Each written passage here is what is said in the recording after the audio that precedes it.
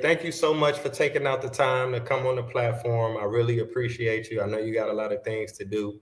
I'm definitely appreciative of the work that you're doing, and I really want to hear more about it. So, for the viewers who may not recognize you, could you let them know who you are, where you're from, and definitely what do you do? Sure. So I'm Finale Doshi-Velez. I'm a professor at Harvard University, and my main areas of focus have to do with how to get humans and AIs to work more effectively together, mostly coming from the machine learning side. So my background is in the math and the computer science and all of those pieces.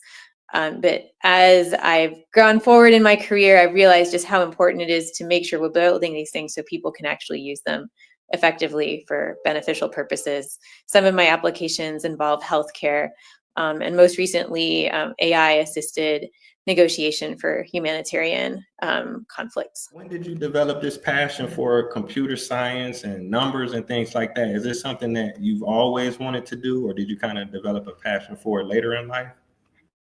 That's fair. I've always been interested in a lot of different things. As a kid, I really loved doing art projects. And then at some point, like art became robots, and robots became how to control robots, became computers, became the math associated with how you design, smart robots or smart computers, these sort of things. But I've always also kept, one part of my brain is still very much like a people art sort of brain, which is why I'm really excited about how, I love doing the math, and like the math is just super fun. And even when I was like doing artsy stuff as a kid, I loved doing math as well.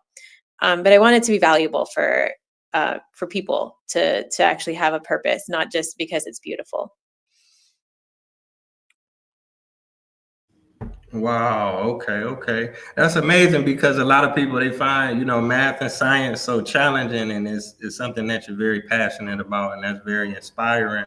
Now I can ask you, like, what courses do you teach, and are you teaching in a traditional classroom setting? Yeah, and actually, to your point about like people finding it hard, I think maybe my message for people who actually love this stuff is like, I, I guess you can do good things with math and science. I feel like as a kid there was a little bit of tension there of like, oh, but is this good for anything? Because you're just like pushing numbers around and thinking that that's fun. And I'm really glad to have found a place where I'm using these math skills to help people with healthcare, with other types of decision making. And for people who are not math kids, it's like, oh, maybe some math kids, have some useful things also to add. But in terms of the classroom teaching, I teach the introduction to machine learning, introduction in quotes. It's a fairly advanced junior senior course where I'm trying to teach people not only the core concepts of how machine learning or AI work, but also how it Now, what interfaces. exactly is the data to actionable knowledge group? If you could speak about that a little bit. So that's my research group. And as I mentioned, we work on a number of different application areas. I guess there are kind of two themes I would say that we have in our group. One is trying to take data that's already been created and draw insights from that data. So I have some students who are looking at electronic health records, and by looking at the electronic health records, trying to better understand, are just from looking at those data, are there treatments that seem to be working better for certain people, for example? And then the other half of the work that we do has to do with how to actually assist people in making decisions at the point of time when you're making the decision. So part of that involves, sharing the right information at the right time to make sure, for example, if a person has a particular condition, you don't, reminding the doctor that the patient has that condition, maybe providing them some recommendations around treatments, but also thinking like we're not cognitively 100% there all of the time. And so what are mechanisms, like if you're more tired, do you need a particular type of help from an AI? And that's different from the type of help that you might need from an AI assistant when you're really on your game. Like AI has changed so dramatically in the last I like, yeah, pick any period of time, right? 2 years, 1 year, 6 months. Such rapid change going on in the area of AI. And I hear you. I think there's a lot we have to think about in terms of what this means for us, like as people. I was actually at a panel at the Harvard Divinity School, and just talking about, like, okay, as AI has become able to do things really, really well, um, what is, what does that mean for, humanity? And then there's like job stuff, but you're also talking about like art and creativity. Uh, and one thing that I thought was really important, like an important point to make, is like AIs can do, but they can't be for us, right? Like we still got to be human. Now back to the technical stuff we do in the lab, I think that we specifically focus on areas where you need human AI teams. Like AIs are really good at processing information, making sure that things don't get forgotten, providing all the pros and cons of a situation. So like all the factual stuff. And humans still need to make the choices, right? Like, because there's not even like think about healthcare. Um, is it like surgery or not surgery? There's not a right choice there. Like cancer, is a cell cancerous? There's a right answer to whether the cell is cancerous or not. But whether you should have a particular surgery, depends on a ton of factors. It's a very personal decision. And so what we're trying to really do is, first of all, use AIs to help make those objective decisions, right? Like cancer, no cancer for some cell. How can you make that type of decision more accurate? But also, how can the AI support people in making those value-based choices, which AI can't make those choices, right? Those are our values, and it's really important we hang on to them in terms of our agency. But how can we use an AI to support us in thinking about, say, all the pros and cons of a particular decision? No, okay, I ask you this. Like I was kind of saying, people probably think of AI, they think of driverless cars or, like I say, music or movies. But I was watching I think it was a TED talk, and you were speaking how AI was beneficial to women that are pregnant. Yeah, like all sorts of places, like wherever there's data. So yeah, you're right. Like, I mean, we think of movies, or, I mean, these days, I mean, you can use AI to draft a bunch, whatever emails, and you can schedule things and all these. Like, it's becoming more and more pervasive, I feel like, or sometimes we don't even realize, or like what the word AI means, but like content recommendations, like what comes up on your YouTube channel, you can think of as a form of machine learning or AI. Like it's all predictive mathematics and planning mathematics about like how to make, like, the like YouTube is trying to guess what you're going to be interested in, and based on what you click on, it's updating what it thinks you're going to be interested in. So there's all these sorts of things that we interact with every day, that are autocomplete, when you're writing a text or an email. Like all of these are coming from things you could call AI or machine learning. And then I'm specifically really interested, again, in those applications around healthcare, identifying treatments. I'm actually really interested in mental health and wellness. If you got a wearable like a smartwatch, and you want to use that smartwatch to get some insights, like what's driving, like what nights do I have better sleep and what nights do I have worse sleep, for example. How can you use an AI to help you in those sort of beneficial ways that you want to be helped, right, to manage your health? I had seen an interview of yours, and you speak about using AI and HIV. If you haven't already, could you touch on that a little bit? Sure. So one project area that we worked on a couple years ago, was using AI or machine learning, reinforcement learning, to try to organize or better optimize the ordering of treatments for HIV. We developed some algorithms that maybe in retrospect kind of make sense, but were very useful, or, state of the art at the time. Idea being that if you've got a new patient, and the patient has got a lot of buddies in the data set, so There's some patients that look really similar. You can look at what treatments worked for those similar patients. And that's really just that's like your ideal situation. That other people have gone through the same thing as you have, and some of them were given treatment A, some of them were given treatment B, and you can see that, oh, the people with treatment A were doing better, and so you can then follow treatment A. But let's suppose that you're not lucky enough to have those buddies in the data set.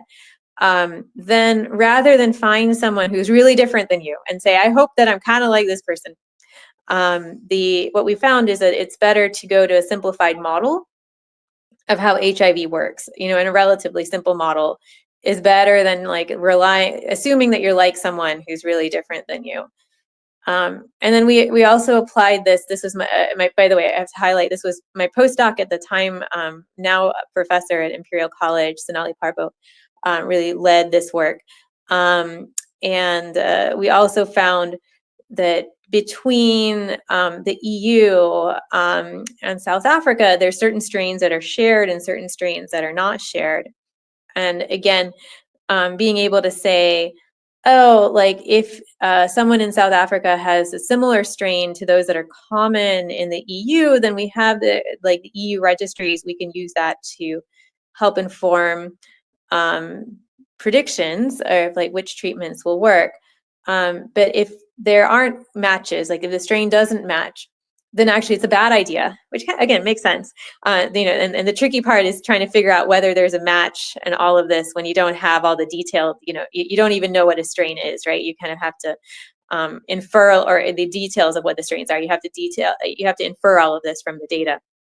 But if you don't have a great match, then it's better to rely on the less well curated data that you do have, rather than trying to match to, yes, that's a well curated data set from the EU, but it's not the same strain, so it's not going to be useful. I got a chance to check out the website. I wanted to ask you about, you write fiction, if that's okay, if you could speak about that. Sure. Do you have some books in the works?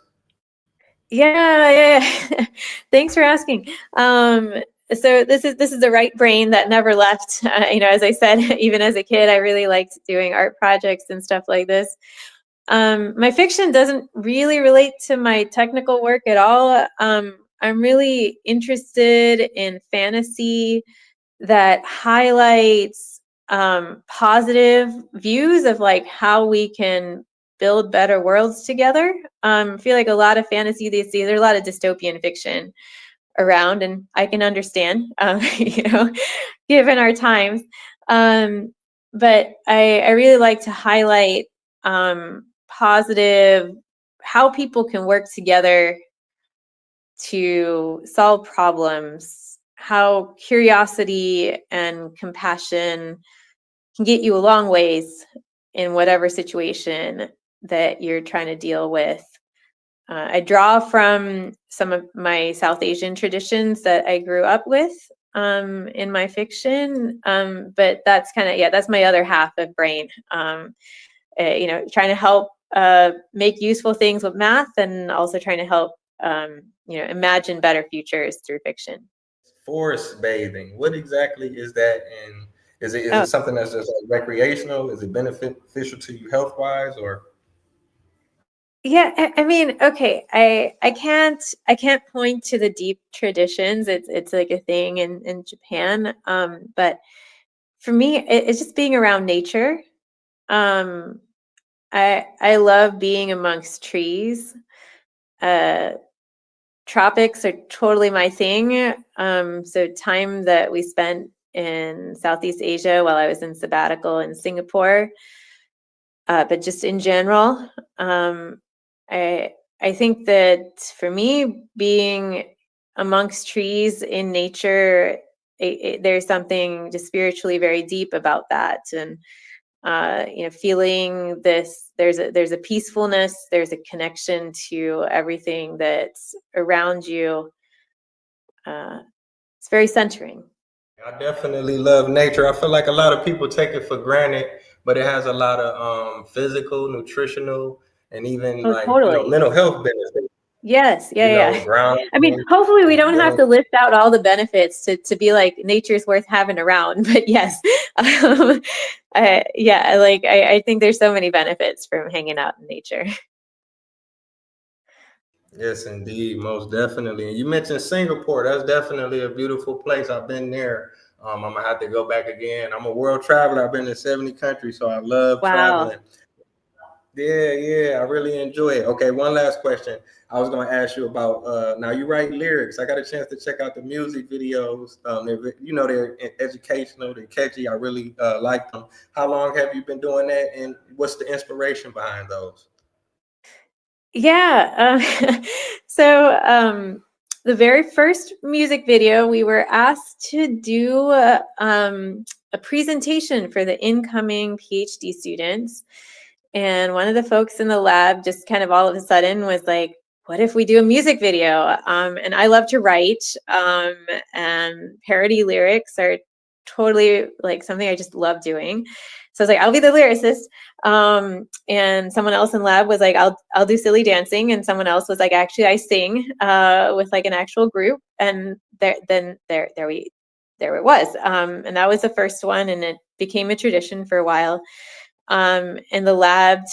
I think it's just great for community. It's great for culture for people to come together. We're all really working so hard on the technical stuff that we talked about earlier in this chat, trying to build these AIs and machines that are helpful for the world. And by taking a little bit of time to just, do something that's just really fun, community building, that sort of thing. And I'll also say, while I was in Singapore, in fact, worked on a project on AI and music generation, where I was on the project not as an expert, but as a lyricist, which was a lot of fun. Not that I think that AIs are going to take over our music anytime soon.